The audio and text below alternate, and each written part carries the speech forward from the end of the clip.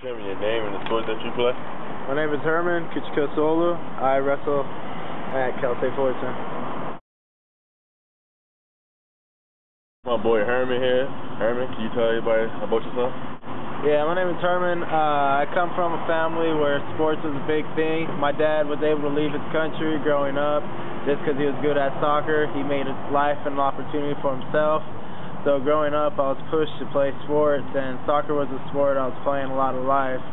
And just looking at the world as either being athletics and being able to find that to get ahead in school is because to play my sport, I had to do my homework. And growing up, just that inspired me, well, it's working in school, why not just play more sports? So I found a reason to get into sport, do my homework, is so I could go out and play sports. And I've been wrestling for about 8 years, and it's been my main primary sport so far in life. But with me, I mean, I could jump around in a lot of sports because I have the athletic ability, and wrestling, soccer, they've all given me awareness to different environments to play in, and it familiarizes me with adapting to a new sport and just learning the rules and using my athletic ability to just play it.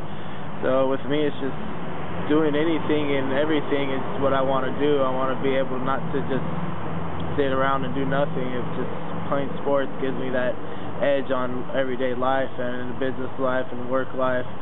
It just makes me a better person, and I think it's a great sport. And for a lot of the people that get in it, involved in it, they should find themselves working harder in a lot of environments they get into in the future.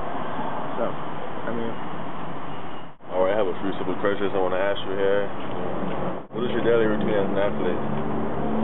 Usually in the mornings we have workouts, and it's every morning, so we could stay consistent on having a morning workout, starting our day off with a workout, and it's a big breakfast to go out through the day, because we usually have afternoon workouts that we need to last all day to get through. And it's a lot of hard work, a lot of endurance training.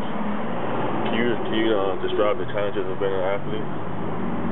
Challenges is balancing out time, where most of the time there's not enough time to be an athlete, where we gotta basically be committed to both school and our sport. And for me, it's like having every morning where we usually would wake up and study before the test. You gotta go lift weights or go on a run. So it kind of hinders our performance in the classroom because we're too tired to work.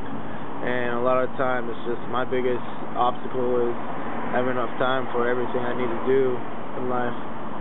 Can you describe the academic requirements of being an athlete?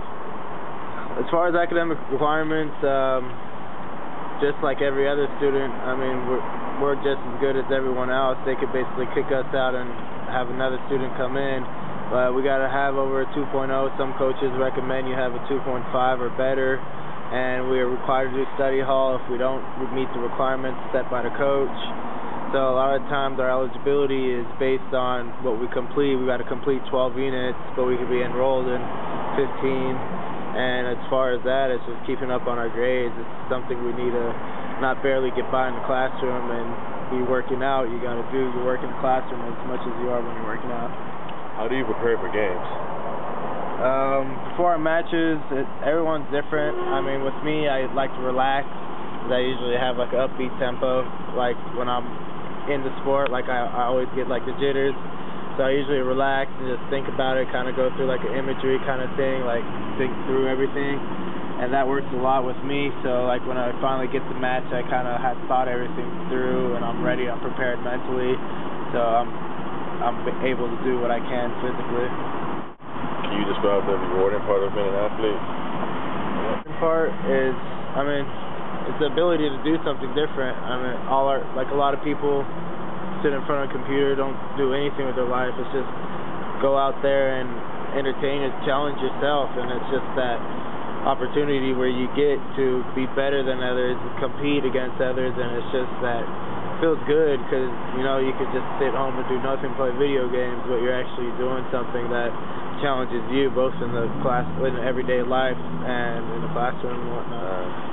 Do you feel that losing can be beneficial?